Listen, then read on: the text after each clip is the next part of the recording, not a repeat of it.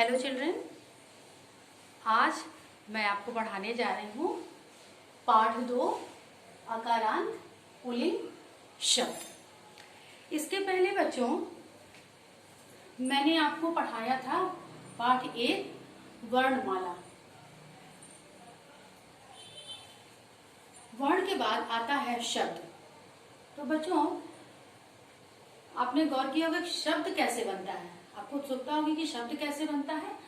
तो शब्द जो है वो स्वर और व्यंजन की सहायता से बनता है। तो हम देखेंगे कि शब्द कैसे बनता है। जैसे गज है, ग, धन ज, अ, धन ज, अ। ये हो गया बच्चों गजा। इसमें स्वर और व्यंजन दोनों है। इन दोनों स्वर और व्यंजन दोनों की सहायता से ही शब्द बना है। तो अब हम पढ़ने जा रहे हैं अकारांत पुल्लिंग शब्द। अकारांत का मतलब क्या होता है बच्चों? अकारांत का मतलब होता है जिस शब्द के अंत में अ हो उसे अकारांत शब्द कहते हैं। जिन शब्दों के अंत में अ हो उन्हें अकारांत शब्द कहते हैं। तो ये शब्द देखिए अकारांत शब्द हैं। इन सारे शब्दों के अंत में अ है, ये सारे अकारांत शब्द हैं। पुल्लिंग शब्द क्या होता है? जिस वस्तु या प्राणी से उसके पुरुष जाति होने का बोध होता है उसे पुल्लिंग कहते हैं। हिंदी में तो 2 ही वचन होते हैं, लेकिन संस्कृत में 3 वचन होते हैं। एक वचन, द्विवचन, बहुवचन। एक वचन एक के लिए, द्विवचन 2 के लिए और बहुवचन बहुत के लिए। तो बच्चों आज मैं संस्कृत के कुछ शब्दों से आपको परिचय करवाती हूँ। अश्व, गज। अश्व का मतलब होता है घोड़ा, गज का मतलब होता है हाथी, सिंह का मतलब होता है शेर, मृगा का मतलब होता है मृग, वानरा का मतलब होता है बंदर, गर्दभ का मतलब होता है गधा, कुक्कुर का मतलब होता है कुत्ता, शुक का मतलब होता है तोता। तो एक वचन, ये सब एक वचन में है तो इसलिए ये एक है।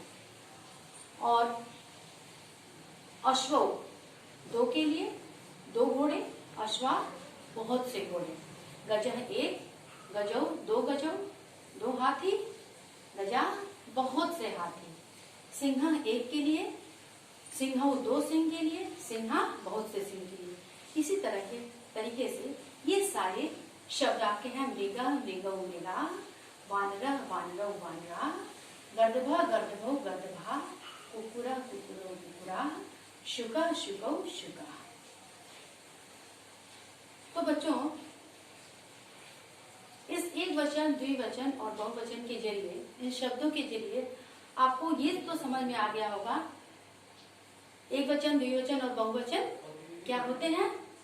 तो कुछ प्रश्न हैं, आप उनको बताइए। निम्नलिखित शब्दों को संस्कृत में लिखिए।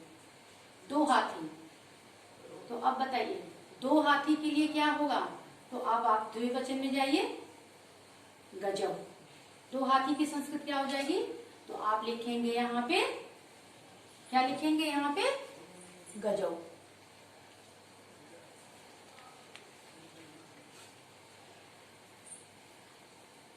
चार लड़के, तो क्या हो जाएगा? इसका बहुवचन होगा, तो ये हो जाएगा इसका बालकाः।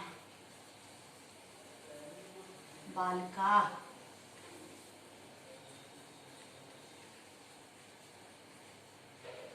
बालकाः। 2 कबूतर, कपूतः। कपो, कपूतौ, कपूतौ। अनेक हाथी, गजाः, गजाः। अनेक मयूर, मयूराः, मयूराः। 2 घोड़े, अश्वाः,